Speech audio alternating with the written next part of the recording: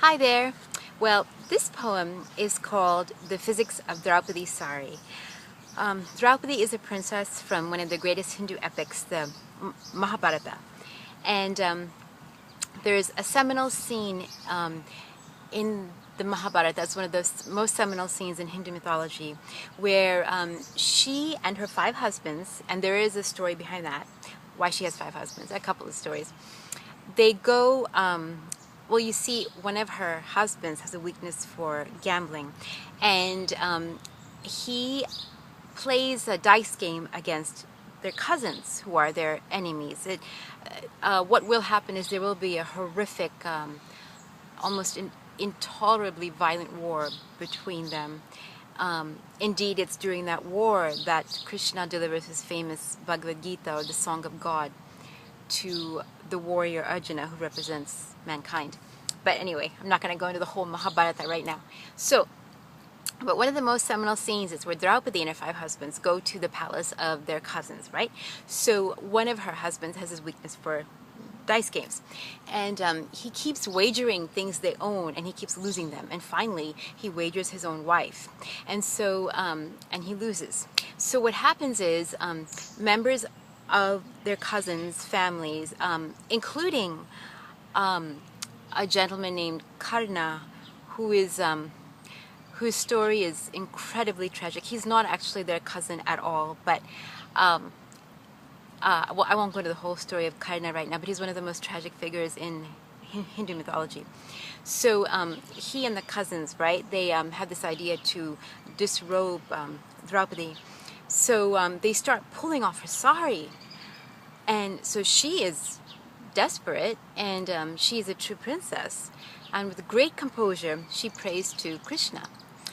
And what happens? Krishna ensures that her sari never ends. So they keep pulling and pulling and pulling, and the 6-yard sari becomes infinite.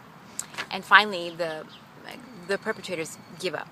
So this piece melds Hindu mythology, which I adore. One of my fondest memories is reading the Kathas, those comic books which tell the magnificent tales of kings and queens and demons and princesses and gods and animals.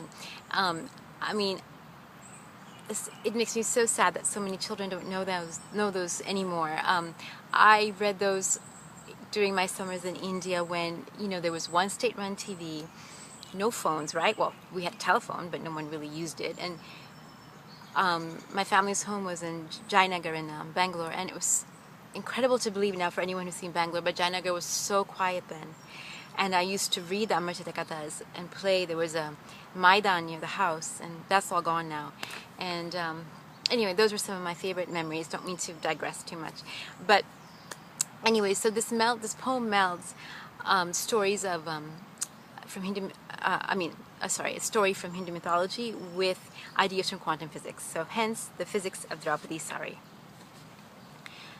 Watching her sari unwind, Draupadi drapes herself in the terror of incandescent descent. Enveloped within a spell of hell, she screams violently, silently, ignited dignity, the signature of a true princess. Spinning, she falls, her unfolding sari a singularity of ravaging gravity, sucking her into a space so old and unwell, nothing divine could there ever dwell. At the horizon of an event so ancient, ciphered whispers of faith whisper too late. How can the karma of Karna and his unfamiliar family, madly she grasps silken silks, pull her into mutilating humiliation? Ill silks slip away. Draupadi gasps, aching nakedly, fighting a catastrophe of fright. She reaches through the blackest of chatter and bruising degradation, the darkest of matters, scattered blue-shifting salvation. Krishna, Krishna, falls over her sari, unwinding.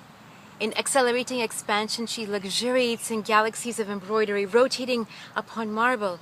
For her sari is a pulsar of pulsating life, stealing speed from light, pleats of space-time enfold her, body lost in cloth.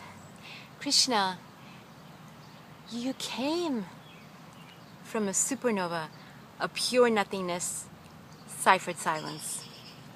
Nothing could be worse than God without a universe.